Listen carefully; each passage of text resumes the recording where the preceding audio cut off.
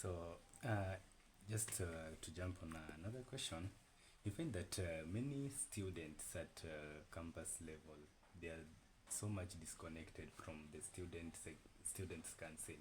Like they have lost trust in the council. Some of them say that student council does not help. You as a student leader, how do you plan to bridge this gap?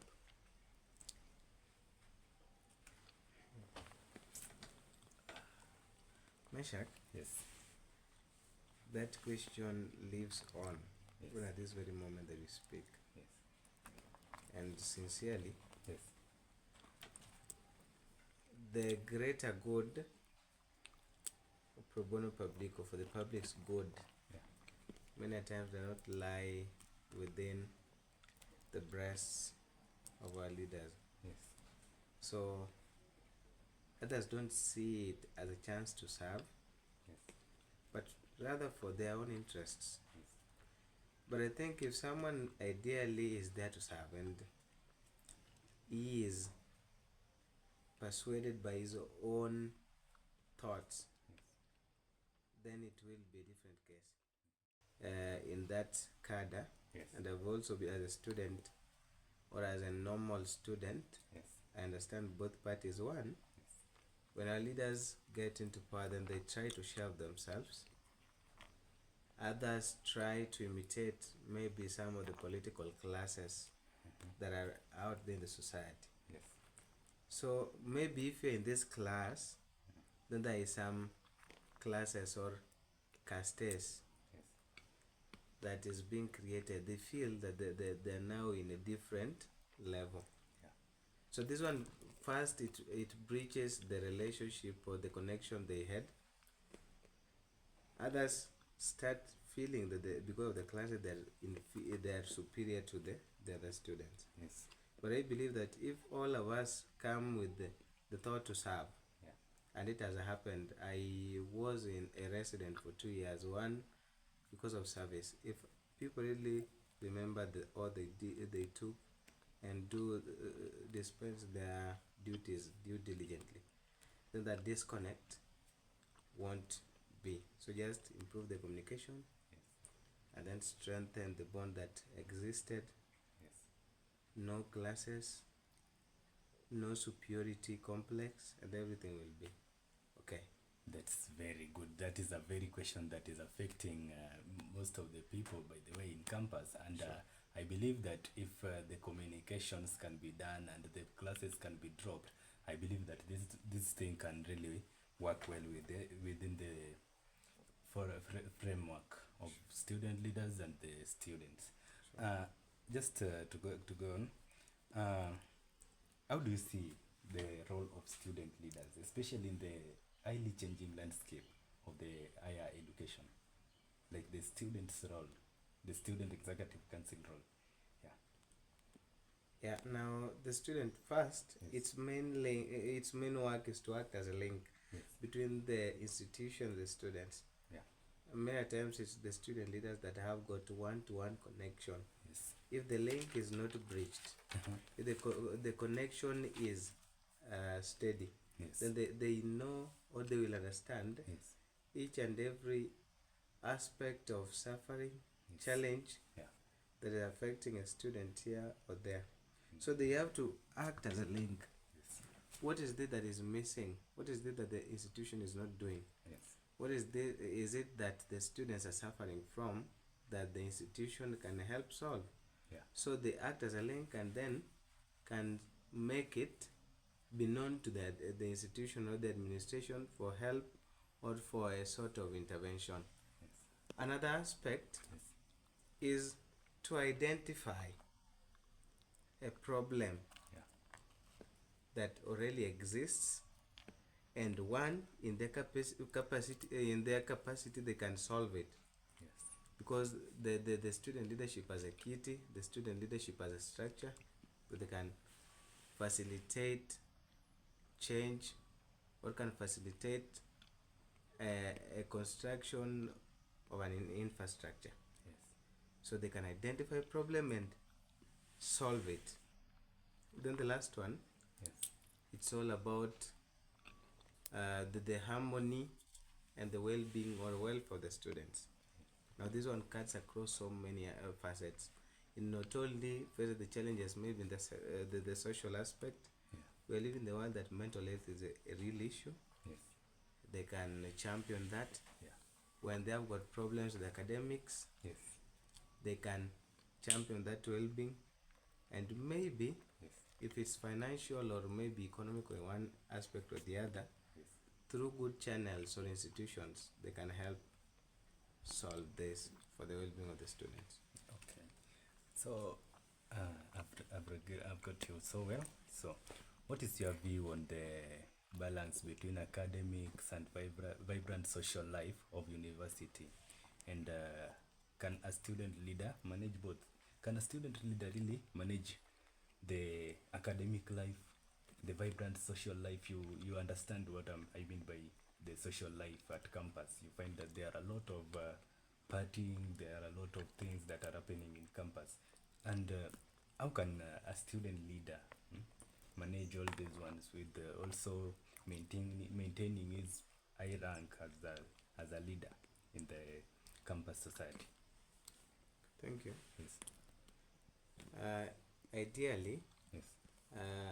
academics forms the building blocks or the laying foundation for our existence here in school. Yes. And if you look, or if you just in layman's language, if you try to tabulate the number of learning hours, active learning hours, vis-a-vis the hours that we have, everything has got an equal proportionate time to do. Yes. If you have done the academic first, do due diligence. If it's classes, yeah, attend them, do the lesson discussions and the work. Yes. You'll find for yourself that there is a lot of time that is left for other things. You remember, 90% of the leaders are social Yes. because they have to engage in one way or the other. They have to be engaged in direct election, which includes politics. Yes. So you'll have time to persuade your electorate that you are the right or the best bet they have there. Yeah. But if you take the first time, Yes. because in a week, Yes. studies take around a third Yes. of that time. Uh-huh. So you are left with around 2/3 to do each and everything that you like. With this, you can do it. Yes. But I strongly believe that in this aspect or in this discipline, what is required is for someone or maybe a leader to balance the two is freedom with responsibility. Yes. You understand that you have got a responsibility to study, Mhm. in as much as you're free to do everything, Yeah. free to party as you want, Yes. and socialize as much as you want, but you have got a responsibility that has to be done. Okay. Yes. So, Bana Ubade, beyond politics, what is something about our university community that you'd like to protect? Yeah, that thing that you see that it is somehow very much good. Let me use that language. It is somehow worthy. Let me say so. That you as a student leader you'd like to protect by all means, so that that thing can continue being there for the best of the comrades' needs. Sure. We have a Mostian culture Yes. that we're really trying to grow Yes. and enclave within us as most Muslim students. Yes. And the most culture we are baying for is a culture of integrity, honesty, and trustworthy. Yes. Now, if you are honest, Yes. And also like that thing that you see that is so much worthy in the university that you like to protect and at least for the best of the comrades. thanks for that question. Our institution has a Mostian culture, which incorporates honesty, Yes. trustworthy, and you know, some of these cultures, or maybe articulating the vision or mission of the school, but also some excellence. You know, from this place we want to head to the market or to the marketplace, job market, where excellence is gonna be needed in your services. And if you do that, you're going to be a very good and positive ambassador of the institution, even for those that are still in the pipeline. If you're trustworthy, Yes. you can be given, or you can be made a steward of talents. They know that they can trust this job or this company or this type of activity to this person just because it's from most. So with this, and then if you're honest, you are integral, because honesty come hand in hand with integrity. Yes. Then I don't think if there is any part in the job market or anywhere in the world that someone might flip a coin against you or in someone else's favor.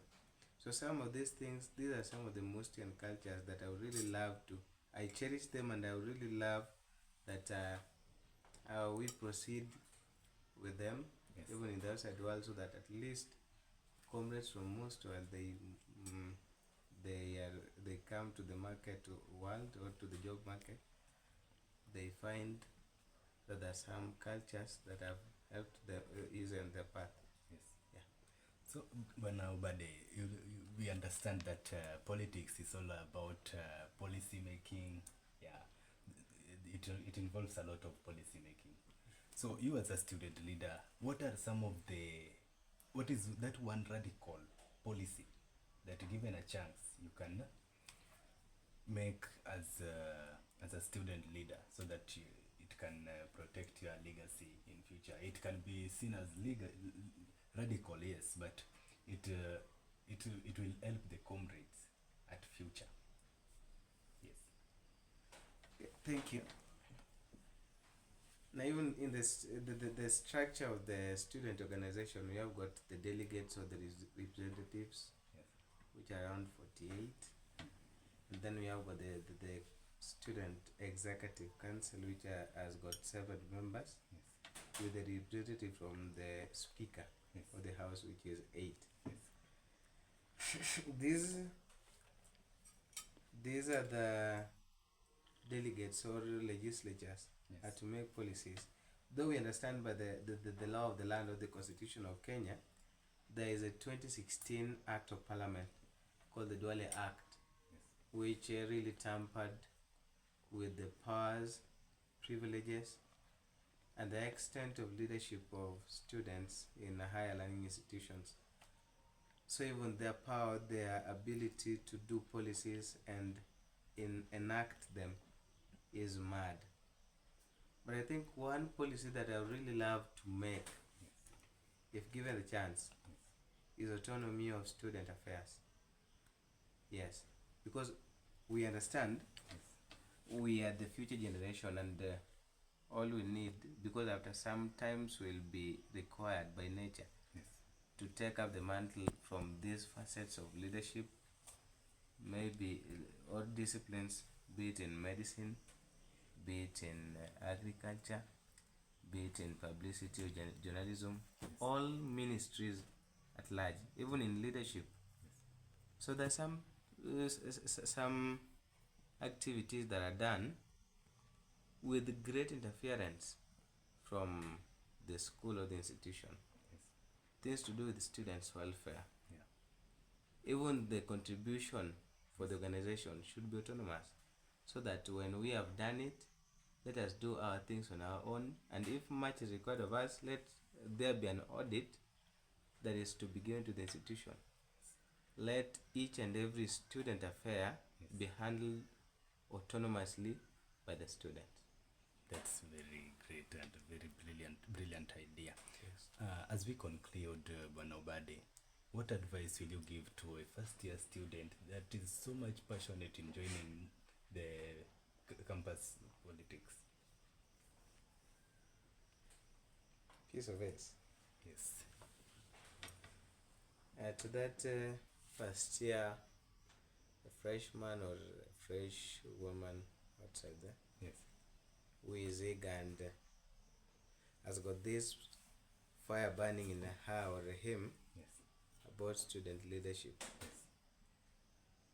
It's all about self-appraisal. Yeah, because it seems man is not man is his own limit. No one is limited, but come with an ideology of service. I just come to serve. Don't expect so much, or maybe to be the ruler, the king. Yes. Just come with the heart of service. Yes. That's very great. Just as we conclude, just maybe you tell anything that you can tell your supporters outside there, those people that know you, those people that really believed in your policies as a student leader. What's that you can tell them this evening? I owe them at the title of being a leader. Yes. You know, the whole essence of a leader is having some people that he leads, Yes. and this manifestation who is believed by his followers. Yes. So the fact that I'm a leader, I myself isn't sufficient or can't make it happen. Yes. So my leadership is indebted to those that supported me. Yes. Yeah, I had got numerous friends, Yes. great people from top to bottom. Others I can't just express maybe through verbal, through symbols called words. Yes. But deep down I know that I owe them so much. Yes. So just tell them that I'm really grateful for the opportunity they gave me to serve. And because the whole duty of man is service to humanity. Yes. Still, we don't stop until maybe we'll be normal. For the opportunities that come forward, that are before us, it's my prayer that I'll be found trustworthy of the same higher calling. That's very great. Yes. Okay, our viewers, that was the Comrades Mike with Valentine Obade. It was a very great hour that we have been with a very brilliant student leader at Masinde Muliro University of Science and Technology. Until next time, this is the right place to be. Subscribe, follow us on YouTube at Comrades Mike. I've been your host, Otieno Meshak.